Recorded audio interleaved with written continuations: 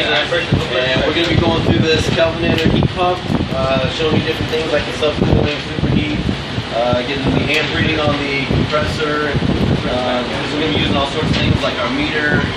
We've got a multimeter here for the electrical, and temperature probes, things like our little low loss fittings. These are the adapters, they're not actual low loss fittings on this, but we're using those. So we're going to do that. We'll get to it.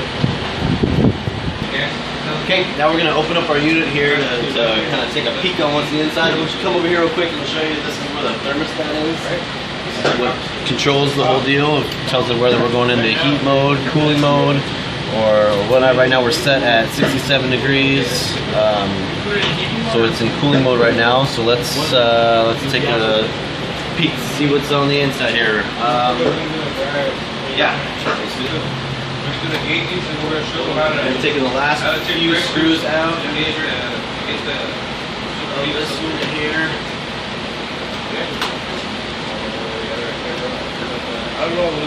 It is very, very important to remember to hang on to the screws, put them in somewhere. I'm going to put these right down here.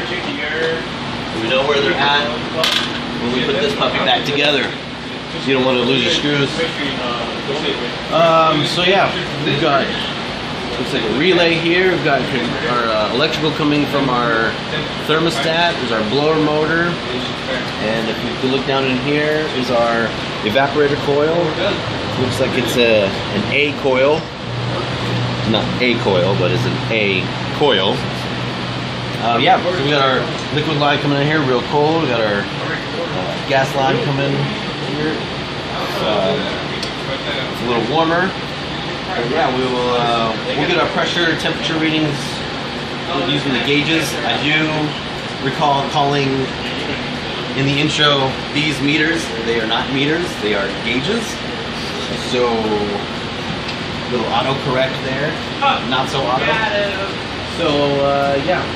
We're going to put this panel back on. There's not much we need from here right now. And we'll get this panel put back on.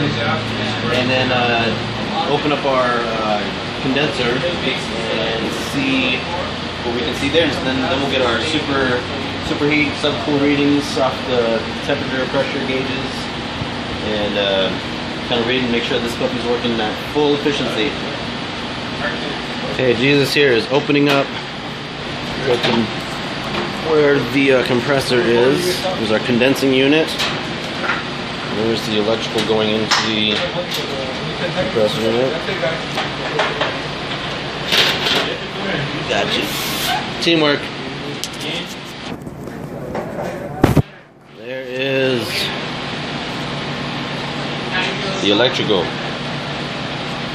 We have our capacitor there for the blower motor, for the fan motor, and all the electrical come inside there. So we're going to get our equipment ready here and take a reading on the amps of the compressor and make sure that they're up to par. On this, we got that out the cover. On the cover here. On the cover here. Hey, turn it around. So when we get it, there's all the data for what the compressor amp should be at is right over here. So it looks like the run load amps is 13.44 for the compressor fan. The outdoor fan is full load amps is 1. So we're gonna take a look and see where this how this deal is running here. So we're gonna get our tools and be right back. Okay, looking at the electrical of the going to the compressor inside the unit here. We're going to get an amps reading on the compressor. So let's go ahead and see what that reads right now off the black line. Black is the load going to the compressor. This amp reads 5.4 now. It's reading low because our compressor is not working very hard. It's not very hot in here, and so it's not working. It doesn't have to work very hard to keep the room at the temperature that we set it at. Otherwise, if it was a hot day outside, the pressure would be higher, the compressor would have to work harder. And But since it's not, it is not working very hard. So let's move on to the next step. Okay, Jesus is going to, oh there we go, homemade clipboard. I'm going to jot down our compressor actual amps that it was running at after testing it. Lower right. It's going to be, yep, down. There you go. What was it? 10. I mean 5.6. And this is using refrigerant R410. So we'll go ahead and fill that in too.